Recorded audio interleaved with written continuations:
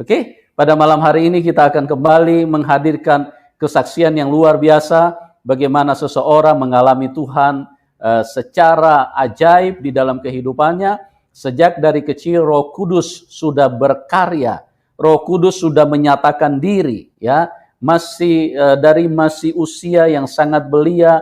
Pada waktu itu Roh Kudus sudah menyatakan dirinya di dalam kehidupan beliau, ya. Bagaimana kisah selengkapnya? Nah, kita akan sambut narasumber kita akan dengarkan langsung dari beliau, Ibu Rahayu. Selamat malam, Ibu. Selamat malam, Pak. Ya, Puji ya, Tuhan, kabar, Ibu? kita bisa ketemu melalui live streaming ini, Pak, ya. Di Ya, masa apa pandemi kabar, ini, Ibu? bersyukur kita boleh menyaksikan kasih Tuhan yang luar biasa di live Amin. streaming ini, Pak. Ya, gimana kabarnya, Bu? Puji Tuhan, sehat, Pak. Ya, puji Tuhan. Suara saya bisa dengar ya, Bu, ya? Bu Rahayu, Iya, suara saya bisa. bisa dengar ya? Iya, bisa. Ya, Iya. ya, puji Tuhan, Bu. Ya. Ya, Bu, terima kasih ya Ibu sudah bermurah hati mau berbagi pengalaman kehidupan apa yang telah Tuhan buat di dalam kehidupan Ibu. Sehingga pada malam hari ini ada begitu banyak teman-teman yang akan diberkati, yang akan mendengarkan secara langsung apa yang telah Tuhan kerjakan di dalam kehidupan Ibu. Memang di dalam Tuhan Yesus itu adalah sebuah keajaiban, itu adalah sebuah realita, itu adalah sebuah manifestasi yang nyata di mana Tuhan benar-benar real di dalam kehidupan manusia, ya, bukan Tuhan yang dihalusinasikan. Ya, oke teman-teman, pada malam hari ini saya tidak akan berlambat-lambat lagi karena Ibu Rahayu sudah ada di tengah-tengah kita. Beliau akan berbicara secara lengkap bagaimana Tuhan Yesus bekerja lewat Roh Kudusnya sejak beliau masih sekolah TK kalau saya tidak salah waktu itu. Ya, oke Bu Rahayu, waktu dan tempat saya serahkan kepada Anda. Silakan bisa diceritakan mulai dari latar belakang dulu. Silakan Ibu. Terima kasih, Pak. Puji Tuhan, saya diberikan kesempatan untuk bersaksi di channel ini. Dan saya percaya tidak ada yang kebetulan di dalam Tuhan, tetapi ini semua adalah karya Tuhan yang mempertemukan saya dengan Pendeta Yusuf Manubulu. Terima kasih untuk kesempatan ini. Saya akan menyaksikan bagaimana karya Tuhan Yesus Kristus di dalam kehidupan saya, di mana saat saya masih kecil, masih TK waktu itu, tetapi Tuhan sudah memilih saya. Firman-Nya mengatakan bahwa bukan kamu yang memilih aku, tapi aku yang memilih kamu, supaya kamu pergi dan menghasilkan buah. Itu yang digenapi di dalam kehidupan saya. Waktu itu saya berumur kurang lebih 5 tahun, masih TK besar di kota Semarang. Saya dilahirkan dari kedua orang tua saya yang adalah suku Jawa, dan bukan berasal dari Kristen. Jadi bapak ibu saya itu adalah non Kristen. Tetapi beliau berdua itu cara berpikirnya itu moderat. Jadi menyekolahkan di sekolah yang terbaik menurut mereka berdua. Saya disekolahkan di sekolah Katolik di Santo Yusuf Semarang dari TK sampai dengan SD. Kemudian dari SD, karena bapak saya seorang tentara, jadi berpindah-pindah tempat tugas. Saya SMP di Banjarmasin, kemudian saya masuk SMKK, yaitu selevel dengan SMA, itu saya di Jakarta. Jadi, dimulai dari waktu saya TK di Santo Yusuf Semarang tersebut, karena di situ SD Katolik, SD Kristen ya, jadi agama yang diajarkan itu adalah otomatis agama Kristen. Jadi waktu itu saya ingat betul, padahal saya masih umur 5 tahun ya. Pada saat itu guru agama menceritakan bagaimana Yesus itu masuk ke kota Yerusalem dengan menaiki keledai yang bukan milik Tuhan Yesus ya. Kemudian waktu masuk kota Yerusalem, semua orang yang berdiri menyambut kedatangannya itu dengan pohon palem, pohon palma, sambil berteriak, Hosana, Hosana, diberkatilah anak Daud. Kemudian mereka menghamparkan jubah mereka, baju-baju mereka ke jalan, supaya Tuhan Yesus itu bisa melewati jalan itu. Nah, sebagai anak kecil yang masih berumur 5 tahun dan TK, saya itu berpikir gini, siapa ya Yesus itu? Kok semua orang begitu memuja dia, begitu menghormati, begitu mengeluh-elukan. Siapa dia ya? Siapa dia? Itu selalu menjadi pertanyaan di dalam hati saya, pergumulan. Siapa dia? Siapa dia? Kemudian karena sampai SD saya di Semarang juga di sekolah tersebut, dan sekolah tersebut menyediakan kapel. Biasa ya kalau sekolah Kristen atau Katolik itu menyediakan kapel untuk berdoa. Dan saya sebagai seorang anak SD, itu kalau saya mau ulangan, mau ujian, itu saya selalu pergi ke kapel tersebut dan saya berdoa kepada Tuhan Yesus minta diberikan kepintaran, diberikan kemampuan untuk bisa menjawab soal-soal ulangan dengan baik dan benar. Dan itu atas gerakan saya sendiri tanpa disuruh oleh guru-guru di sekolah tersebut. Yang notabene guru-guru di sekolah tersebut adalah suster-suster ya. Mereka tidak pernah menyuruh saya atau bahkan memaksa, itu nggak pernah. Tapi itu kemauan saya sendiri, saya pergi ke kapel, saya berdoa kepada Tuhan untuk diberikan kepintaran. Nah, itulah apa yang saya alami, itu belum terjawab siapa Yesus itu. Kemudian akhirnya saya pindah ke Banjarmasin, itu juga tetap diberikan, karena saya sekolah di negeri, SMP negeri di Banjarmasin, otomatis pelajaran agama Islam. Nah, waktu itu masih dipisah itu antara Kristen dan Islam ya. Tapi karena saya secara KTP orang tua itu adalah Islam, jadi saya mengikuti pelajaran agama Islam. Tapi di situ saya pun masih nggak kayak nggak rela gitu.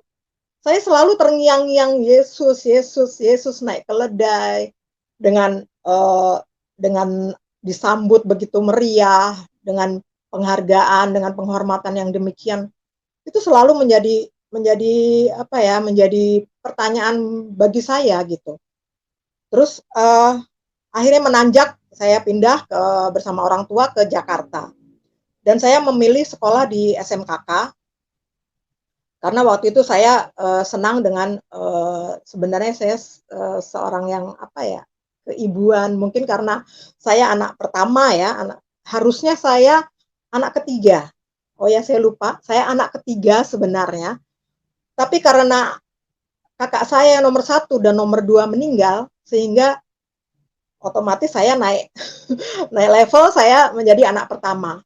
Dan waktu anak pertama meninggal, dan saya diharapkan untuk hidup. Jadi orang tua saya menamakan saya Sukartini Tri Rahayu, itu nama lengkap saya. Sukartini itu gabungan antara nama ayah dan nama ibu saya. Kemudian Tri karena saya anak ketiga, dan Rahayu itu artinya selamat, damai, atau berbahagia. Itu yang diberikan orang tua saya. Tapi waktu itu orang tua saya nggak mengartikan berbahagia ya, tapi selamat, supaya kamu selamat. Mau dikasih nama selamat, tapi karena kamu perempuan, nggak jadi dikasih nama selamat, jadi namanya Rahayu gitu. Akhirnya kami pindah ke Jakarta, saya masuk SMKK. Wah, rupanya di situ pelajaran agama Islamnya lebih parah ya, karena saya sekolah di SMKK negeri gitu. Dan di situ guru agamanya itu galak banget.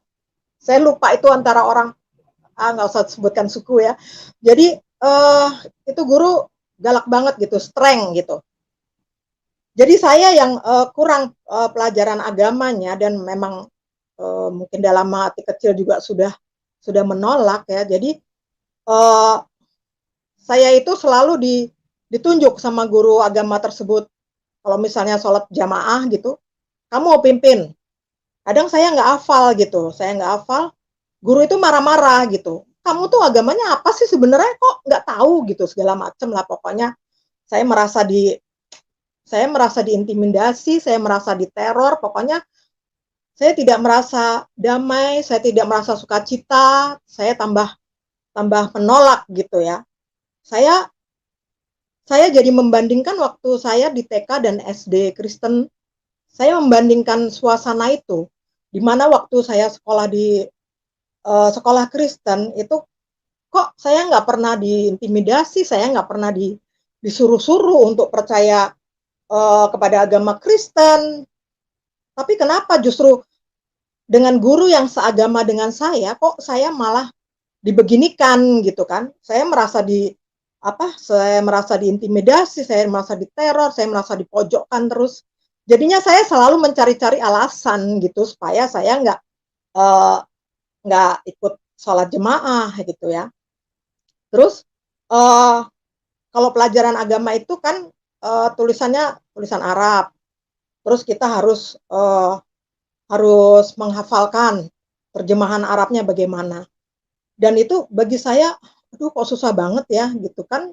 Otomatis dong saya membandingkan dengan waktu saya di SD, bagaimana uh, agama Kristen itu memakai bahasa Indonesia gitu ya, bahasa bahasa nasional kita gitu. Tetapi kenapa uh, di agama Islam kita harus bisa bahasa Arab, kita harus bisa nulis Arab, dan itu bagi saya berat. Nulis Arab yang demikian ya, belum belum lagi harus menerjemahkan. Saya lebih senang bahasa Inggris gitu. Saya lebih senang berbahasa Inggris karena bahasa Inggris itu dipakai oleh seluruh dunia. Tetapi ya mau mau gitu, mau nggak mau dengan di bawah di bawah tekanan guru agama tersebut, mau nggak mau, tapi dalam hati sebenarnya saya tuh menolak gitu.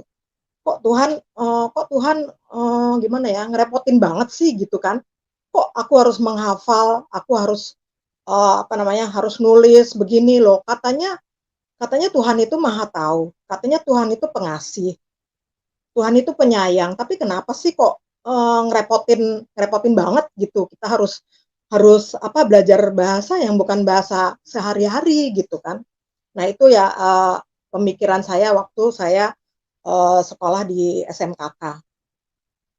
Kemudian akhirnya kan guru tersebut semakin semakin kesel gitu sama saya karena saya banyak alasan kan. Kalau kalau di Islam kan kalau lagi halangan nggak bisa sholat. Jadi saya selalu alasan saya tuh, saya lagi halangan Bu, saya lagi halangan. Masa minggu kemarin kamu uh, udah halangan, sekarang halangan lagi gitu kan? Ya nggak tahu Bu. Terus akhirnya saya kabur gitu. Pokoknya saya jadi bandel gitu kan, karena ditekan terus. Nah suatu ketika karena guru ini menekan terus, saya pulang sekolah tuh inget banget waktu itu uh, saya pulang sekolah kesel gitu sama guru itu, sampai terucap dari mulut saya bilang gini, ini satu-satunya jalan aku keluar dari Islam kalau aku kawin sama orang Kristen. Itu yang saya ucapkan. Dan kalau flashback lagi, saya suka mikir gini, ngapain ya saya kok tergantung sama suami masuk Kristen? Padahal kalau saya ambil keputusan sendiri keluar dari Islam dan masuk Kristen kan bisa ya gitu. Itu ya kalau mau flashback ya. Tapi waktu itu kan saya nggak tahu, saya asal emosi. Karena emosi, saya keluar kata-kata demikian, satu-satunya jalan keluar dari Islam kalau saya kawin sama orang Kristen. Nah, dengan berjalannya waktu, akhirnya saya kuliah. Saya kuliah, kemudian saya berkenalan dengan suami saya. Suami saya ini seorang polisi, dan memang waktu itu saya juga ada permintaan setelah saya kuliah, dan mulailah naksir-naksiran gitu ya sama cowok dan bahkan ada sebelumnya dengan suami saya, tapi ya cuma berteman gitulah.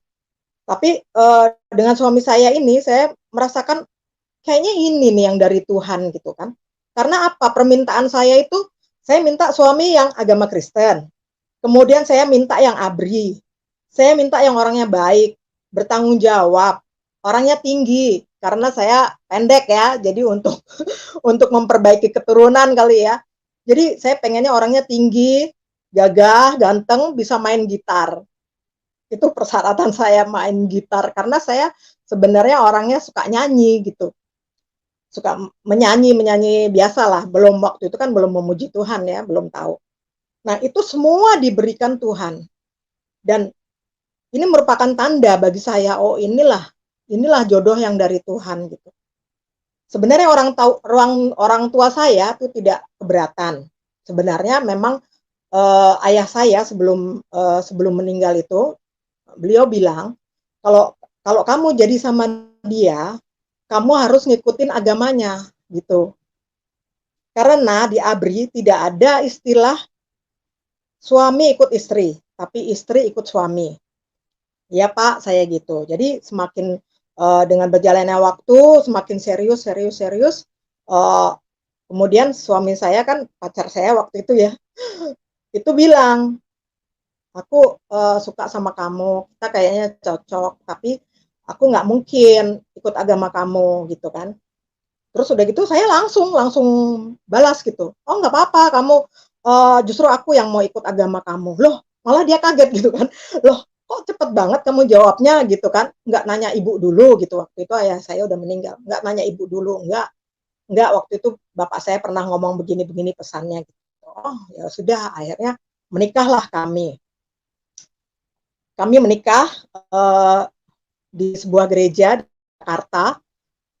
Oh ya, sebelumnya saya mengikuti katekisasi, tapi cuma 6 bulan dan diajarkan tentang agama Kristen. Dan menurut hamba Tuhan tersebut, saya sudah, oh kamu sudah ini kok, sudah bagus, sudah banyak ngerti katanya gitu. Oke, akhirnya saya dibaptis dan 6 bulan kemudian kami menikah. Kami menikah itu sebenarnya ada kalau orang tua kan nggak masalah ya, tapi om saya yang waktu itu Pangdam Jaya, salah seorang pangdam di Jakarta Raya ini, itu dia keberatan gitu ya. Dia itu bilang gini, udah Batak Kristen lagi katanya gitu kan. Oh ya, suami saya sukunya Batak, sedang saya Jawa gitu. Jadi anak-anak saya pejabat peranakan Jawa Batak gitu.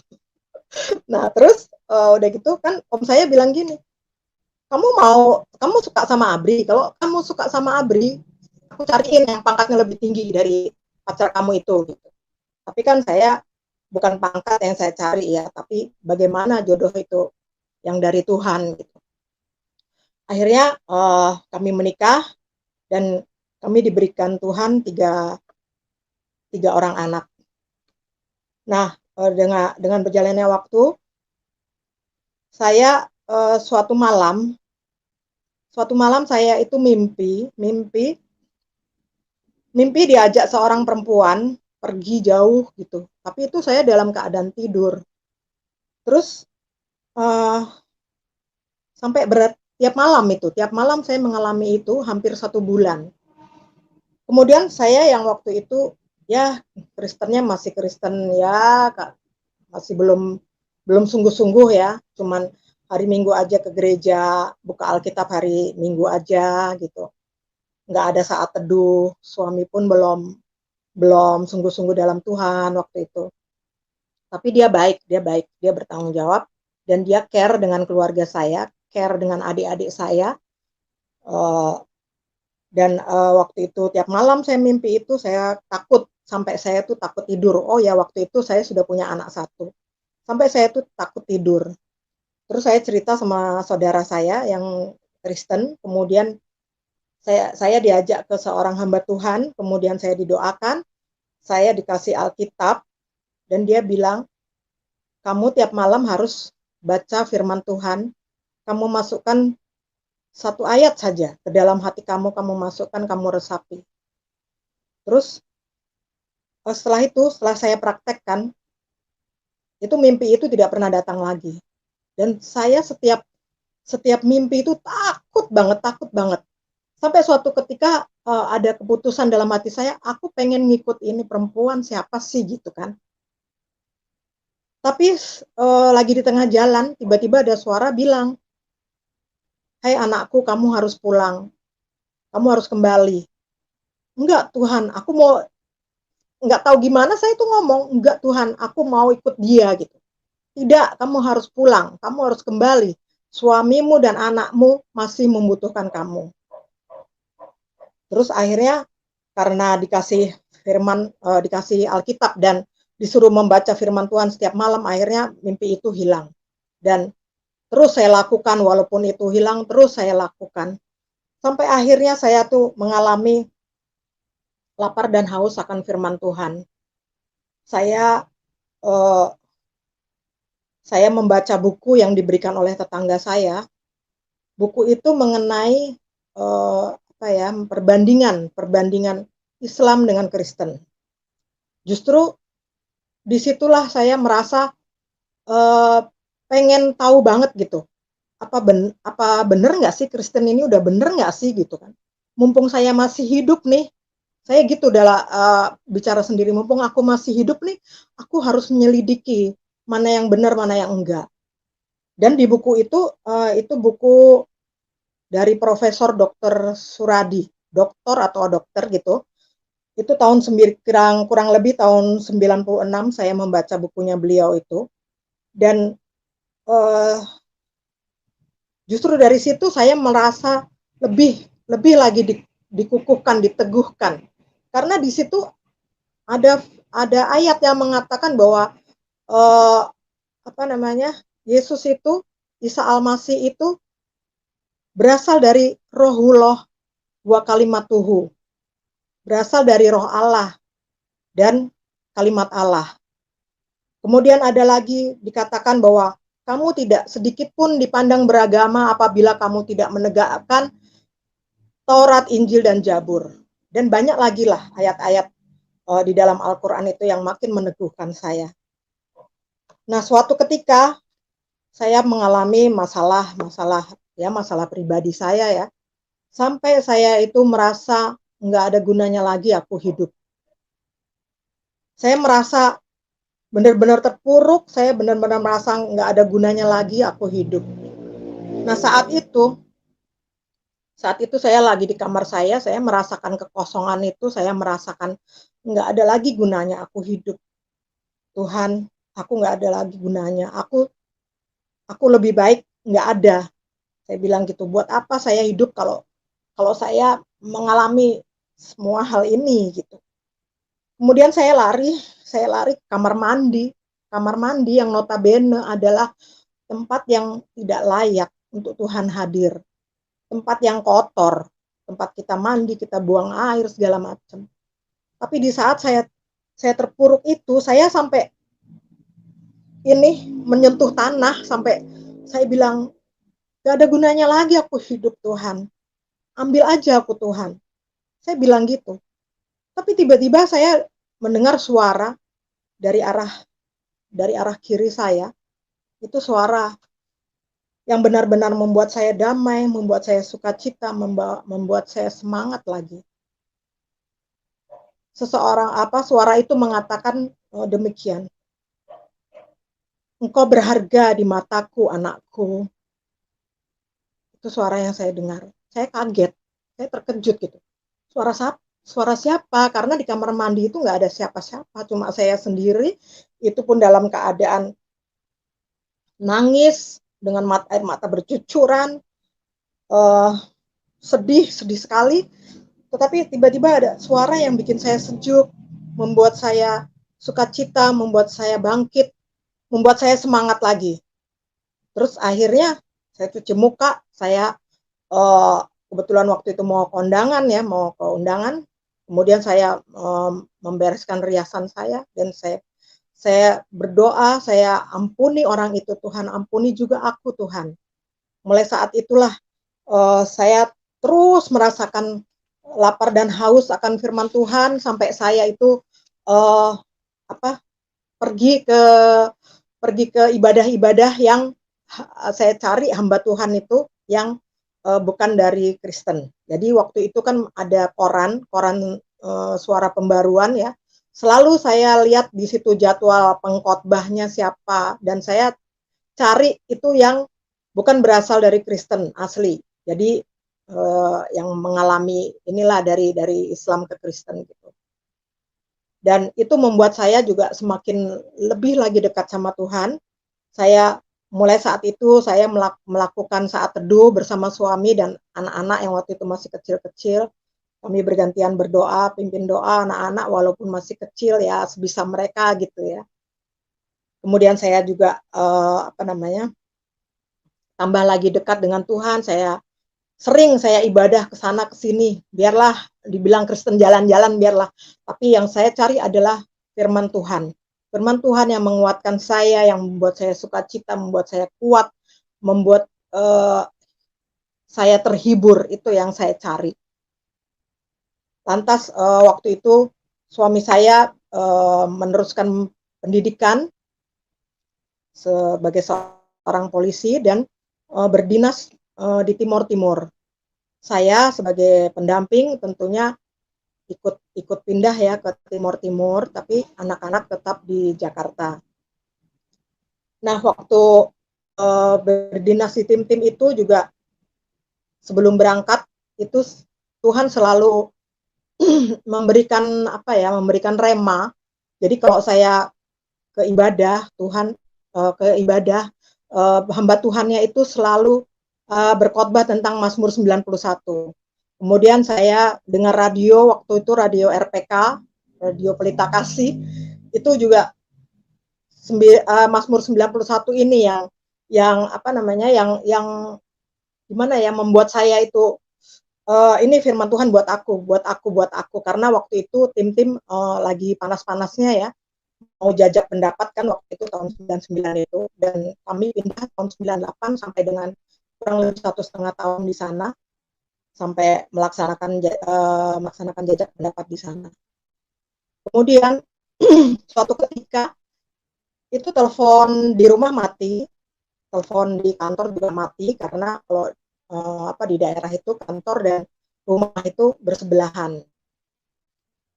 Jadi waktu itu telepon di rumah mati, rusak gitu, di kantor juga rusak. Terus saya bilang gini, kan karena anak-anak di Jakarta tiap sore, tiap jam 6 sore itu kami selalu nelfon mereka, selalu kontak mereka, selalu tanya gimana pelajaran di sekolah ya, memberikan perhatian lah buat anak-anak dan supaya mereka juga tenang karena sering di TV itu beritanya lebih parah daripada keadaan kondisi yang sebenarnya gitu ya.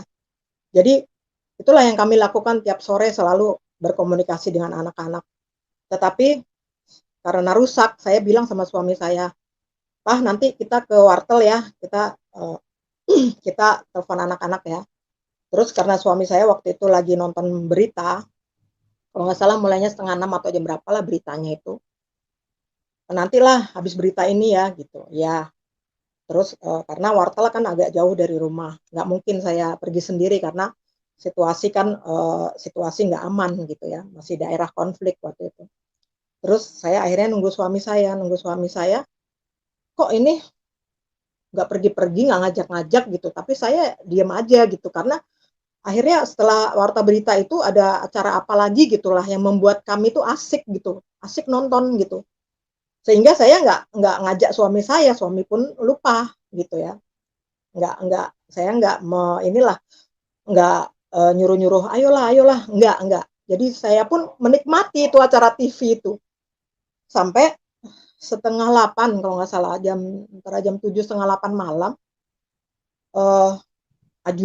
ajudan suami saya datang ke rumah, dia melaporkan ada penembakan di wartel.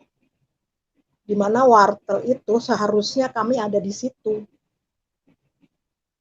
Saya nangis itu, Tuhan, terima kasih Tuhan, Kau buat aku lupa, sehingga aku tidak pergi ke wartel itu bersama suamiku. Bisa saja kami yang menjadi korban penembakan orang tersebut kan, yang mereka pro dengan kemerdekaan gitu. Ternyata yang tertembak adalah anak buah atau anggota dari suami saya. Sedih juga gitu ya.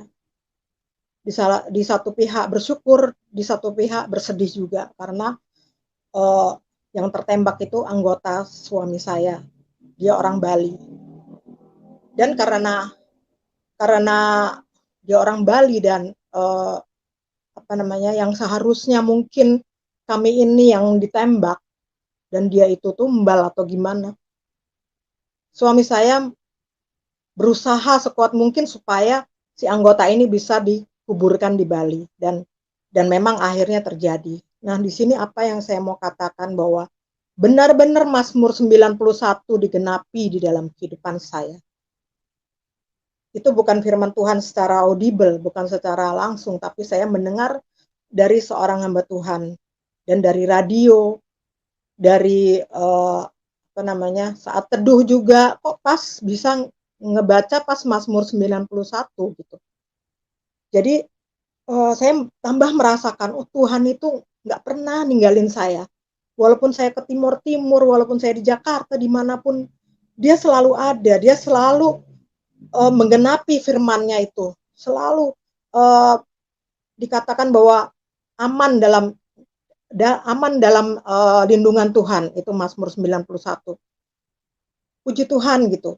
Saya bersyukur sekali bahwa Tuhan bisa berbicara lewat apa saja. Dan Tuhan itu hidup. Saya tambah lagi mengenal Tuhan bahwa Tuhan itu hidup, dia sanggup berbicara, dia sanggup berfirman melalui apa saja.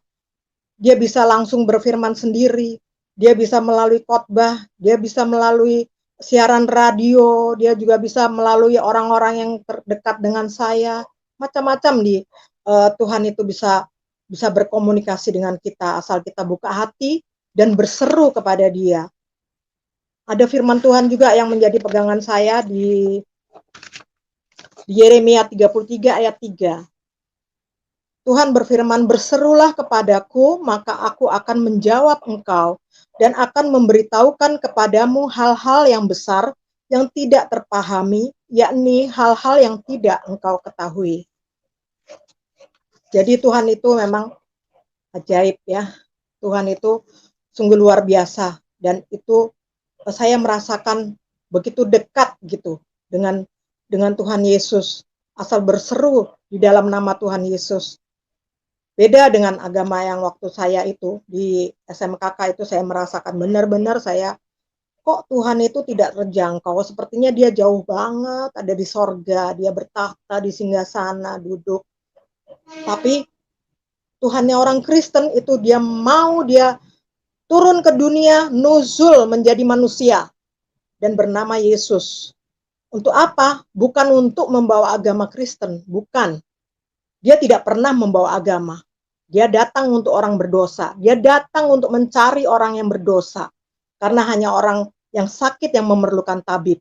Dan kita ini orang yang berdosa memerlukan Dia, memerlukan penebusannya, pengampunannya, supaya kita boleh layak masuk ke dalam sorga. Karena bukan orang baik yang masuk ke sorga, tetapi orang yang diampuni dosanya yang masuk ke sorga. Dan itu kepastian. Dia datang untuk mengampuni, dia menggantikan kita yang percaya kepadanya di salib yang seharusnya kita yang disalib, kita yang dihukum. Sedemikian hina dia lahir di dunia, dia mati juga hina. Tetapi itulah Tuhan, dia memberikan kasih-Nya turun ke dunia menjadi sama dengan manusia. Sungguh saya merasakan demikian dekat Tuhan itu bersama saya. Makanya dia dinamakan Immanuel karena dia ada bersama-sama dengan kita. Dia tidak pernah meninggalkan kita sedetik pun. Ini yang saya rasakan. Di Timur-Timur, dia melindungi saya, melindungi suami saya, sehingga terlepas dari semua itu. Ada mungkin yang berkata, itu kebetulan aja. Tetapi di dalam Tuhan tidak ada yang kebetulan. Tuhan sudah rancangkan semuanya. Bahkan sebelum dunia dijadikan, bahkan sebelum saya dilahirkan, Tuhan sudah merancangkan semuanya itu. Saya percaya itu. Kemudian dengan bertambah besarnya anak-anak, anak saya yang pertama dan ketiga itu mereka berpendidikan di Magelang dan Semarang. Nah, waktu di Magelang dan Semarang itu kan otomatis saya sering nengok anak saya ya ke Magelang dan Semarang. Nah, saya itu kalau jalan-jalan itu selalu ngeliat toko namanya Rahayu, terus tambal ban Rahayu, terus tukang cukur Rahayu, semua Rahayu gitu ya. Terus saya ini ngomong gini sama Tuhan. Saya nggak serius tuh ngomongnya, cuman gini, Tuhan, saya suka gitu, nggak tahu lah ya kalau yang lain ya. Saya suka, ya kayak Tuhan itu ada di depan saya gitu. Tuhan, kok semua namanya Rahayu ya? Tambal ban Rahayu, kok nama saya pasaran banget sih gitu ya. Nama saya ternyata pasaran banget gitu. Saya sempat nggak suka gitu sama nama Rahayu gitu. Karena saya sering dipanggilnya tuh Rahayu atau Yayu gitu ya. Terus saya tuh cuman curhat aja kayak gitu, Tuhan, kok namaku Rahayu, di mana-mana Rahayu, tambal ban Rahayu. Terus suatu ketika saya dapat di hari Minggu kalau nggak salah itu, saya dapat firman Tuhan dari teman saya. Padahal saya nggak cerita nih sama teman saya, cuman dalam hati aja sama Tuhan gitu. Saya ngomong sama Tuhan dalam hati gitu. Kok namaku pasaran sih Tuhan gitu ya. Tapi ternyata Tuhan itu kalau kita panggil itu dia tuh mau campur tangan loh. Itu yang aduh luar biasa indah banget gitu. Dia itu kayak sahabat bener-bener seperti yang dia katakan, aku menganggap kamu sahabat. Aduh bener-bener tuh bagi saya uh, hubungan yang paling enak, paling indah itu ya sama sahabat loh. Karena nggak ada gimana ya, kita bisa curhat apa aja gitu. Beda kalau mungkin sama suami, kadang kita kan nggak mungkin lah sedetil gimana gitu ke suami. Tapi sama sahabat kan gitu. Jadi Tuhan pun memposisikan dirinya itu sahabat kita. Itu yang luar biasa, hebat. Tuhanku itu hebat. Tuhan kita hebat ya. Dia tidak meninggikan dirinya, aku ini Allah yang Maha Kuasa, walaupun ada ayatnya, tapi di satu sisi dia juga mengatakan bahwa kita ini sahabatnya. Jadi itulah saya curhat kayak gitu. Tiba-tiba hari Minggu ada teman saya ngirim. Nah, teman saya ini orang Jawa juga. Lah kok kebenaran dia itu ngirimnya dari Matius 5 ayat 5. Karena di Matius 5 ayat 1 sampai 12 itu kan tentang ucapan bahagia. Nah, teman saya ini ngirimnya Matius 5 ayat 5. Isinya begini nih bahasa Jawa. Mungkin kalau pemirsa yang orang Jawa ngerti nih ya. Rahayu wong kang alus ing budi, awit iku bakal podo tompo warisan bumi. Artinya dalam bahasa Indonesia, berbahagialah orang yang lemah lembut karena mereka akan memiliki bumi. Nah, saya kaget gitu. Wah, langsung seneng lah saya ya. Selama ini saya merasa Rahayu itu nama pasaran gitu. Nama mbok-mbok kali juga Rahayu, Yayu gitu kan. Kalau di Jawa itu kan mbok-mbok itu dipanggilnya Yayu, Yayu gitu. Terus saya tuh langsung sukacita gitu. Namaku ada di Alkitab bahasa Jawa nih, saya pikir gitu kan. Terus saya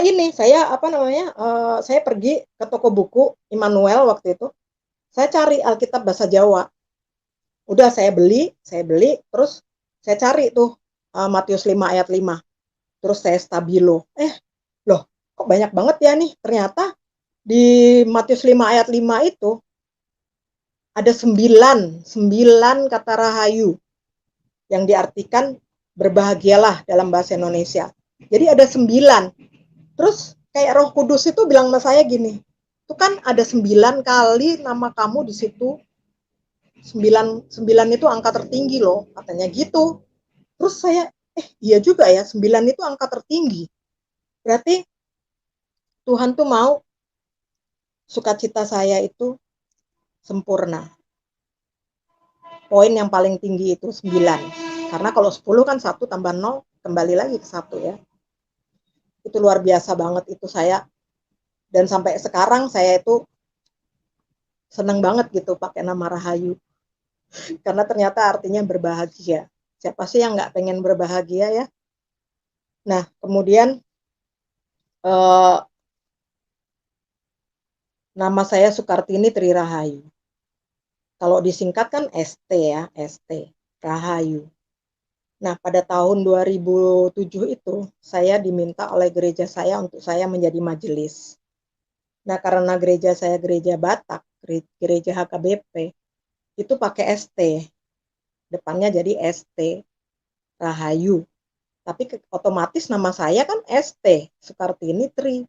Itu kembali lagi saya diingatkan, oh ternyata orang tua saya itu kok pas ya kasih nama saya ST Rahayu gitu. Jadi selain artinya sintua atau majelis, bisa juga sebagai Sukartini Tri Rahayu gitu. Memang Tuhan itu kadang, aduh lucu-lucu. Kadang Tuhan itu menghibur juga ya. Itu yang saya rasakan bahwa Tuhan itu sungguh selalu campur tangan setiap kita panggil namanya. Kemudian saya pun juga belajar ya, belajar makin hari semakin saya mengerti bahwa hati-hati dengan apa yang diucapkan, ucapkan berkat bukan kutuk. Demikian juga dengan anak saya yang nomor 1 itu dia pendidikan di ABRI itu mengalami jatuh.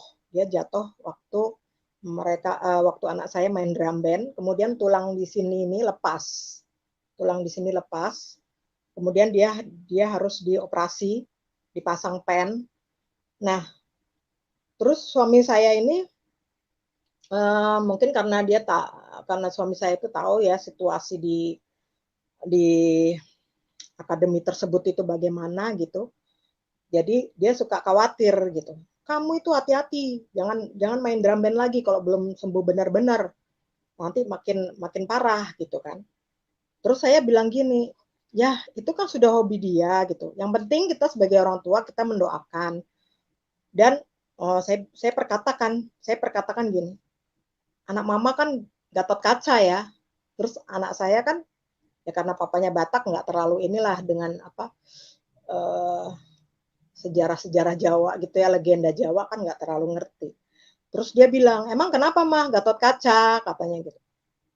Terus saya bilang, oh Gatot Kaca itu kan otot kawat tulang besi, saya bilang gitu. Jadi anak mama ini tulangnya tulang besi, ototnya otot kawat, kuat ya, saya gitu.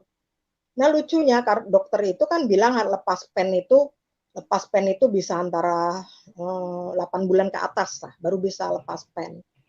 Ternyata baru bulan ke-6 itu dia periksa lagi ke dokter, itu pen yang itu dari apa sih itu soalnya tebal banget itu bisa patah karena tulangnya udah nyatu, jadi pen itu terdesak jadi patah. Dokternya sampai bingung gitu ya. Dokternya sampai bingung, kok bisa begini, nggak pernah kejadian kayak gini gitu. Terus nggak tahu juga dok gitu. Nah, saya ambil pelajaran dari sini dan anak saya juga belajar dari pengalaman ini bahwa kita itu harus mengucapkan kata-kata yang baik, kata-kata berkat karena kalau kita sudah menjadi anak Tuhan itu perkataan kita ini itu berkuasa. Nah, Tuhan mengajarkan semakin hari semakin mengerti hal itu dan ya hidup ini kan belajar pengalaman dan Tuhan bersama Tuhan mengajarkan yang baik yang halo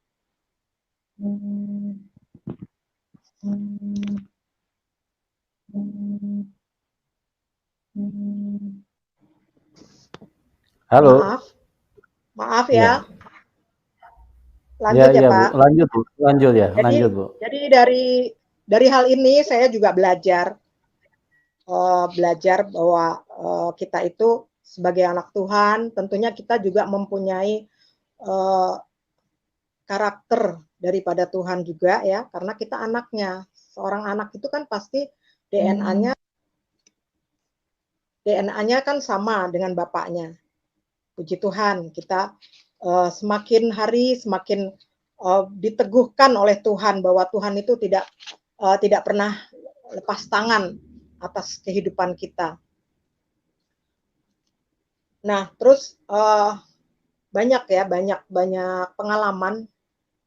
pengalaman kehidupan saya bahwa setelah saya dibaptis dan saya terima Yesus dan saya mengalami banyak banyak hal yang selalu Tuhan itu campur tangan, dan saya itu punya pembantu laki-laki. Waktu saya di mana pengenalan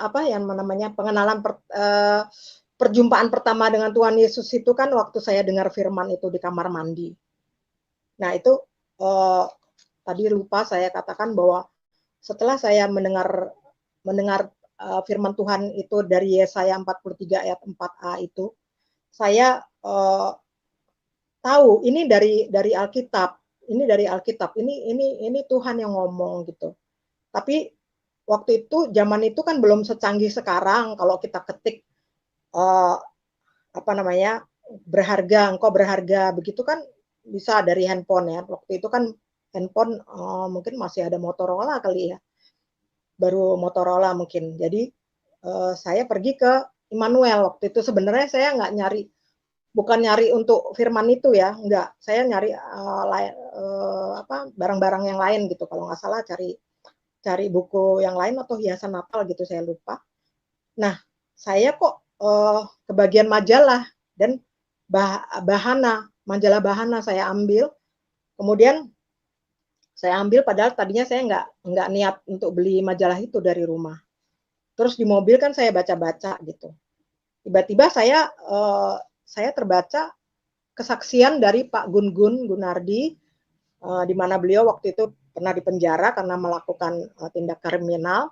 Di situ dikatakan bahwa Pak Gun-Gun melakukan pelayanan ke suatu penjara, dan beliau berkata kepada para napi di situ bahwa walaupun manusia tidak menghargai kita setelah kita keluar dari penjara, tetapi ada satu pribadi yang tetap mengasihi kita, menyayangi kita, bahkan rela mati bagi kita, karena kita berharga di matanya.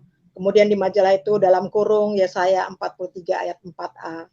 Kemudian saya senang lagi. Pokoknya setiap saya dengar firman Tuhan, baik melalui apapun itu, ada sukacita luar biasa.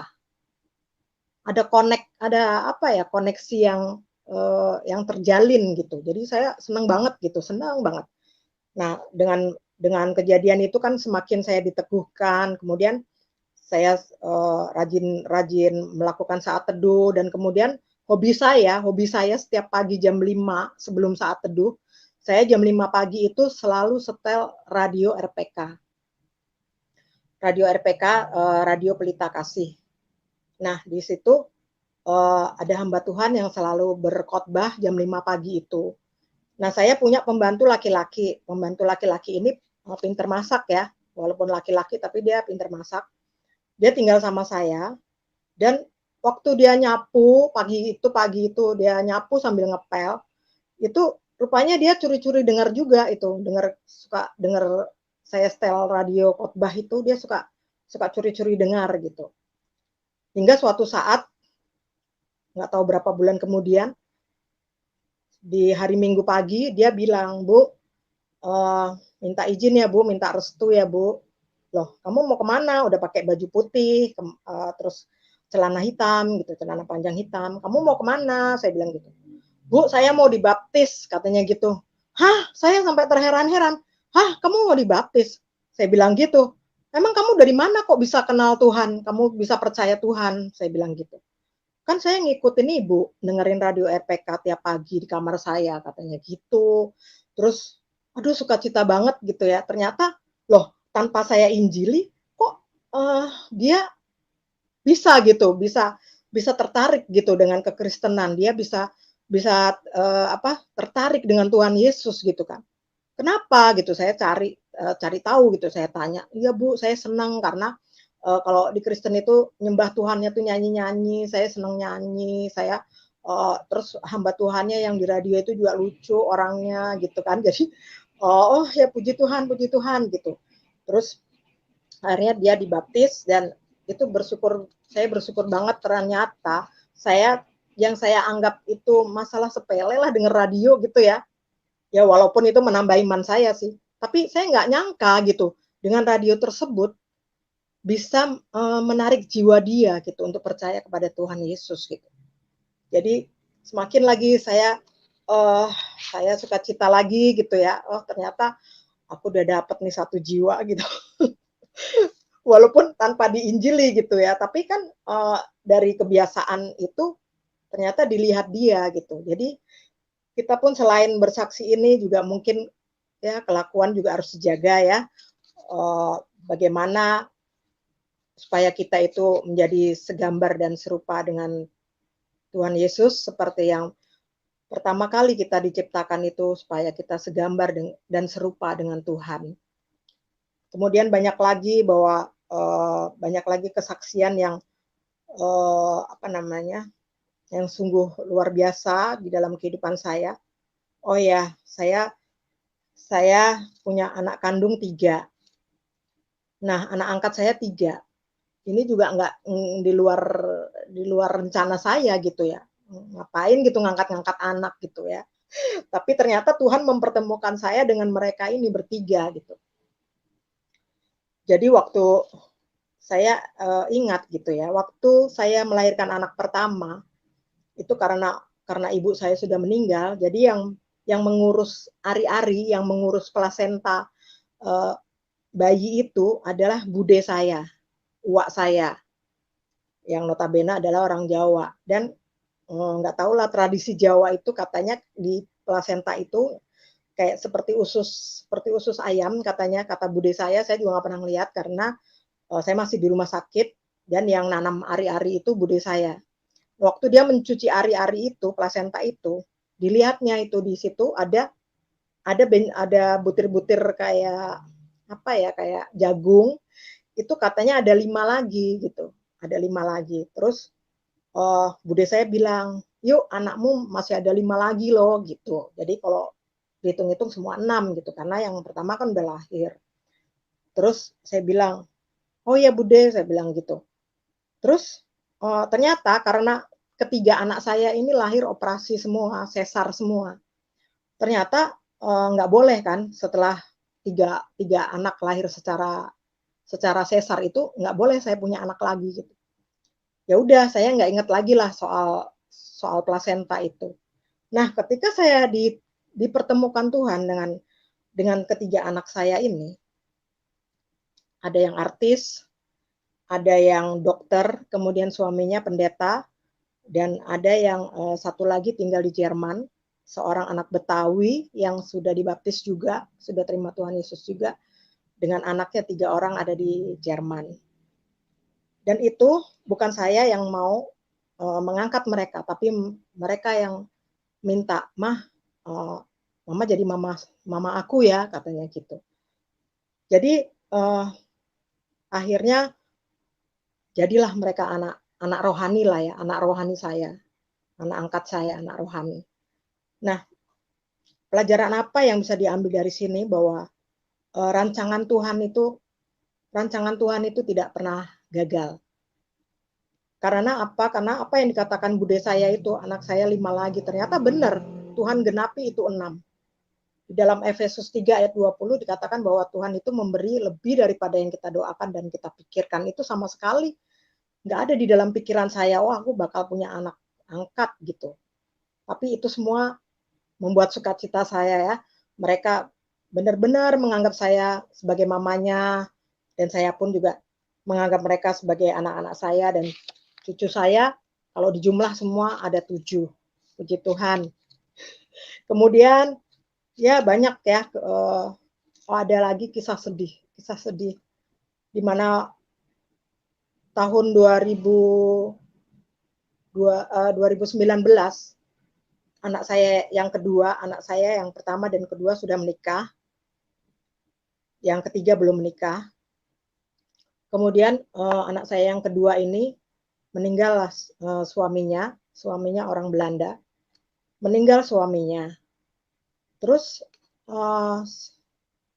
di sana ternyata tradisi gereja sana itu waktu tutup peti itu main tutup aja gitu, tanpa ada doa, tanpa didoakan itu sebelum tutup peti. Nah, terus saya tanya sama anak saya yang suaminya meninggal ini, saya tanya, kok gitu sih? Saya bilang gitu, kayaknya nggak ini deh gitu kan. Kayaknya mama kok nggak ini ya, nggak gimana ya, kayak berat gitu, kok tutup peti nggak ada doa dari hamba Tuhan gitu, dari pendeta gitu kan.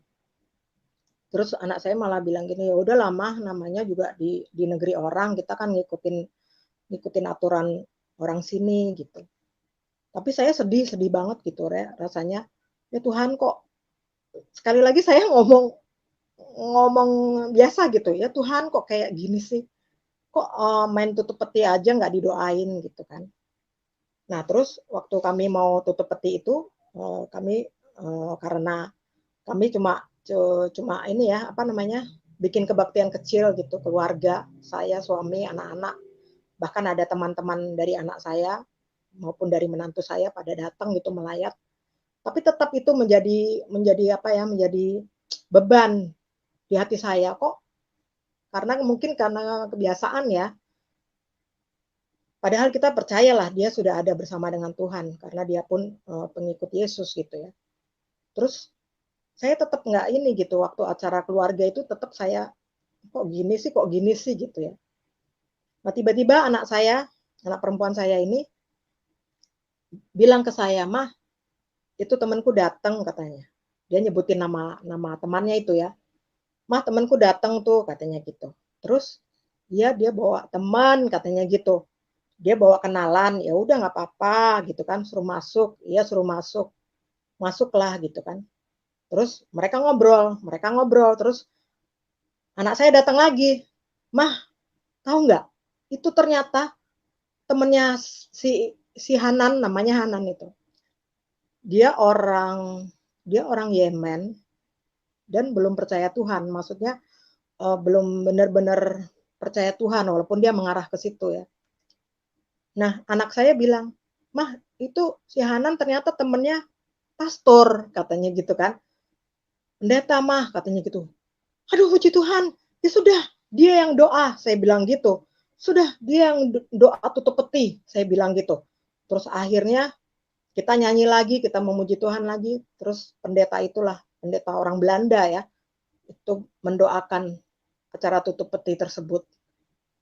Jadi, aduh saya merasa plong banget.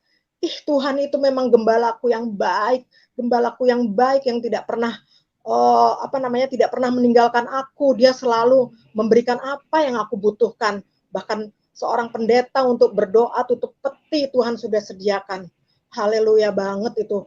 Aduh, saya jadi plong gitu. Saya senang banget. Udah saya melepas menantu saya itu dan besoknya dikuburkan ya. Itu benar-benar, aduh udah apa namanya, udah senang lah pokoknya gitu. Nah, terus karena apa namanya ya, karena menantu saya dan anak saya tinggal di Belanda, mau tidak mau anak saya harus mengurus surat-surat yang kematian lah, surat asuransi, surat cicilan rumah atau segala macam. Itu harus diurus anak saya.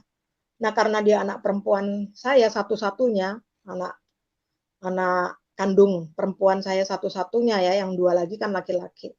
Saya nggak tega ninggalin dia gitu, dalam keadaan sedih, ditinggal mati suaminya, kok saya tinggalin gitu. Akhirnya saya temanin dia gitu. Akhirnya kami menumpang di rumah temannya.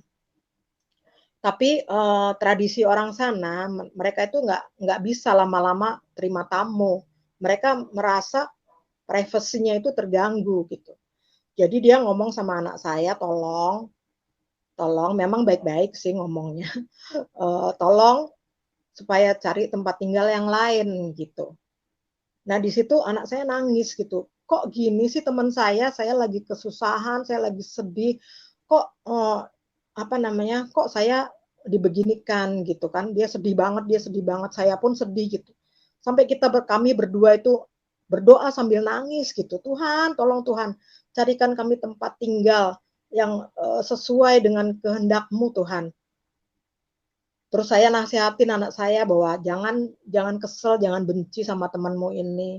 Karena seperti yang dikatakan di dalam khotbah waktu waktu pemakaman suaminya itu kami didampingi oleh seorang pendeta dari Indonesia yang pelayanannya ada di Delft, Belanda. Itu bernama Bapak Pendeta Victor Varaknimela. Itu jadi waktu mereka menikah, anak saya menikah 4,5 tahun yang lalu itu diberkati di gereja Katolik dan didampingi oleh penterjemah dari stafnya Bapak Victor Varaknimela. Nah setelah anak saya menikah itu, kami selalu kontak, uh, selalu kami kirim kabar lewat WA dan Pendeta Victor bersama Ibu Vivi, Pastor Vivi selalu kirim firman Tuhan. Jadi begitu menantu saya meninggal, yang teringat di otak saya itu Bapak Victor, Pendeta Victor, saya harus hubungi beliau. Dan karena menantu saya meninggal tengah malam, jam 11 malam waktu Indonesia dan jam 5 sore waktu Belanda, itu dengan tulus, dengan ringan tangannya Bapak Victor itu menuju ke kota tempat anak saya tinggal, kurang lebih 1,5 jam dengan memakai mobil. Itu benar-benar saya bersyukur, oh Tuhan itu mempertemukan saya dengan Pak Victor, anak saya dengan Pak Victor untuk ini juga ternyata gitu ya. Untuk apa kesedihan yang demikian di negeri orang, nggak tahu mau kemana gitu. Tapi Bapak Victor mendoakan jenazah menantu saya itu dan kemudian ikut waktu itu penguburan juga, jadi didampingi dengan penterjemah dari Bapak Victor tersebut. Jadi beliau itu berkhotbah pada waktu pemakaman bahwa dari pengkhotbah 3 bahwa manusia itu terbatas, ada waktunya, semua itu ada waktunya. Ada waktu hidup, ada waktu meninggal. Tapi kita punya Tuhan yang tidak terbatas. Dan itu yang saya simpan dalam hati. Manusia terbatas, Tuhan tidak terbatas. Dan ini saya refleksikan waktu teman anak saya itu menyuruh kami untuk mencari tempat tinggal yang lain gitu, yang bisa membantu kami gitu. Terus akhirnya kami diberikan Tuhan tempat tinggal yang apa namanya, yang bisa menerima kami sampai semuanya selesai. Ternyata sangat ribet itu urusan surat-surat di Belanda itu, dan kami selalu berdoa bahwa Tuhan, karena anak saya itu punya cicilan rumah itu 30 tahun, tapi baru dicicil 3 tahun. Jadi masih sisa 27 tahun lagi untuk cicilan tersebut. Terus saya dan anak saya kalau berdoa selalu bilang, Tuhan, tolong kami Tuhan, supaya kami tidak nombok, apalagi tekor Tuhan. Cukupkan Tuhan, cukupkan Tuhan. Itu selalu saya minta sama Tuhan bersama dengan anak saya, kami berdua berdoa dan dikatakan bahwa kalau 2 orang sepakat meminta kepadaku maka aku akan memberikan, itu janji Tuhan. Terus Tuhan ternyata itu setelah mengurus asuransi dan cicilan rumah segala macam, itu suatu ketika saya lagi dengan anak saya lagi makan siang gitu. Terus tiba-tiba dia nangis, terima telepon terus nangis gitu. Saya bingung, kenapa kamu nangis gitu. Terus dia bilang, "Mah, ternyata cicilan rumah sudah dianggap lunas sama pihak bank," katanya gitu. Kami bersuka cita banget ternyata. Efesus 3 ayat 20 itu digenapi lagi di dalam kehidupan kami. Bahwa Tuhan memberi lebih daripada yang kita pikirkan dan kita doakan. Sungguh luar biasa. Itulah pengalaman yang sangat luar biasa di dalam kehidupan saya, bahwa Tuhan itu hidup kok.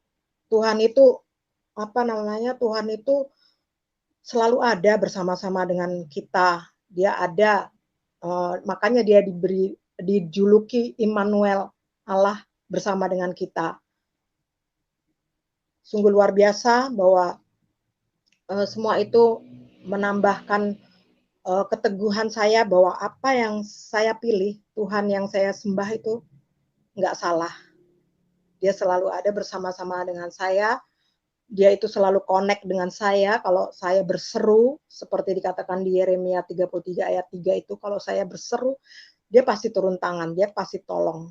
Apapun keadaan kita, dan apa yang saya alami itu sungguh suatu berkat yang luar biasa. Saya bersyukur, dan di dalam pengenalan dengan Tuhan dan perpindahan saya dari Islam ke Kristen, dari agama lama saya ke Kristen, itu tidak terlalu banyak tantangan, karena saya bersyukur saya punya keluarga, punya orang tua yang sungguh berpikiran sangat moderat, karena soal agama, soal kepercayaan itu adalah tanggung jawab kita dengan Tuhan. Jadi bersyukur sekali saya boleh menyaksikan hal ini, karena Paulus juga berkata bahwa celakalah aku kalau aku tidak bersaksi, kalau aku tidak memberitakan Injil, kalau aku tidak membagikan kebaikan Tuhan. Dan sekarang keinginan saya adalah adik-adik saya, keluarga saya, saudara-saudara saya yang belum mengenal Tuhan Yesus, yang belum mendapatkan keselamatan di dalam Tuhan Yesus, kiranya boleh menjadi percaya, boleh dipilih oleh Tuhan juga, karena bukan kemauan kita, tapi Roh Kudus dan Roh Tuhan itulah yang memilih kita untuk kita boleh menjadi orang percaya. Itu semua karya Tuhan, bukan karena kekuatan kita sendiri. Karena tanpa Tuhan kita tidak dapat berbuat apa-apa. Terima kasih untuk kesaksian yang sudah boleh saya bagikan. Saya kembalikan selanjutnya kepada Bapak Yusuf. Terpujilah Terima Tuhan. kasih, Ibu. Iya, puji Tuhan, haleluya.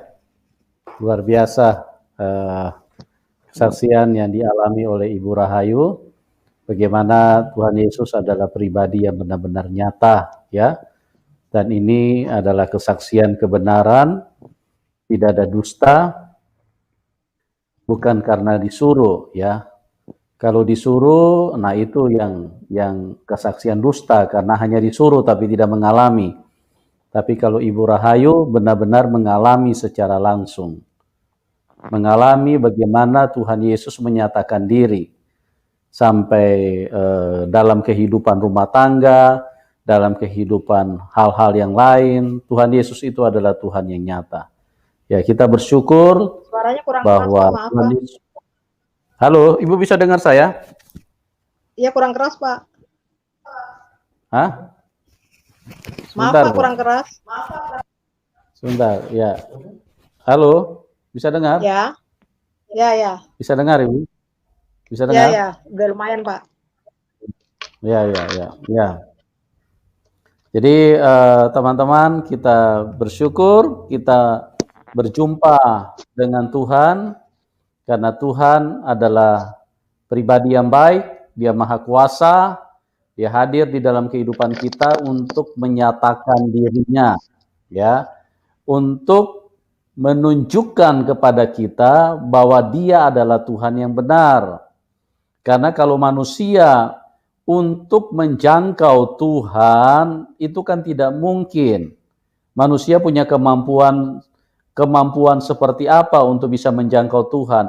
Tuhan itu ada di surga, di tempat yang tinggi, jauh di atas bumi. Ya, Dia di atas segala-galanya.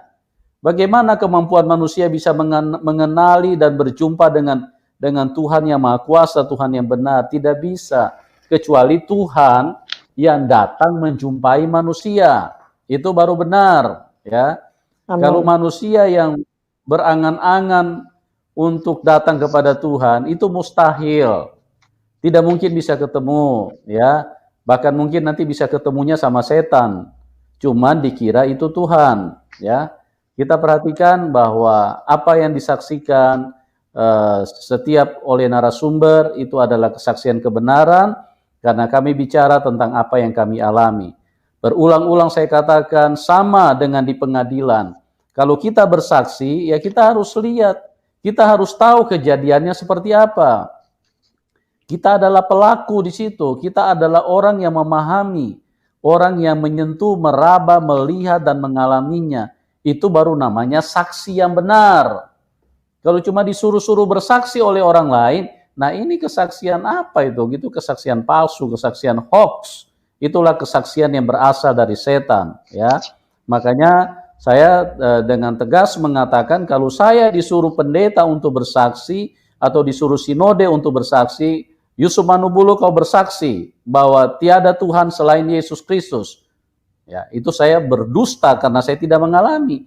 Tapi saya walaupun tidak disuruh oleh mereka, saya mengalami secara langsung. Saya melihat, saya menjamah dengan tangan saya sendiri. Dan saya mengalami mujizat yang setiap hari. Makanya kesaksian yang ditulis atau yang disampaikan itu adalah kesaksian kebenaran. Ya, Firman Tuhan berkata di dalam Yohanes, kesaksian kami adalah kesaksian yang benar. Karena kami melihat, kami meraba dengan tangan kami sendiri tentang Dia yang Maha Kuasa yang menyatakan diri kepada manusia. Oke teman-teman, kita bersyukur pada malam hari ini satu lagi yang menambah kita satu kekuatan semangat yang semakin memperkaya kita tentang apa yang telah dialami oleh Ibu Rahayu. Ya, itu adalah dari kondisi yang berbeda-beda, dari waktu yang berbeda-beda, dari pengalaman yang berbeda-beda. Tapi Tuhannya tetap adalah Tuhan Yesus Kristus. Karena yang mengerjakan itu Tuhan Yesus. Terima kasih buat Anda semua. Doa kami buat Anda semuanya diberkati Tuhan, mengalami kebaikan Tuhan. Dan bagi Anda yang ingin mendukung narasumber, silakan di layar deskripsi, ya. Anda yang ingin mendukung narasumber silakan di layar deskripsi, kami sudah cantumkan, ya. Oke, terima kasih buat Ibu Rahayu yang sudah menjadi berkat bagi kita semua, kesaksian yang luar biasa yang memberi kita kekuatan pada malam hari ini sehingga kita semakin teguh di dalam Tuhan dan umat Tuhan semakin kokoh di dalam imannya kepada Tuhan Yesus Kristus. Doa kami buat Ibu, doa kami buat keluarga Ibu. Tuhan Yesus sumber kebaikan terus memberkati dan melimpahi Ibu di dalam kemurahannya. Oke, buat semuanya, terima kasih ya, dan Tuhan Yesus memberkati, dan salam kemenangan buat kita semua. Amin. Tuhan memberkati. Salam kemenangan. Amin.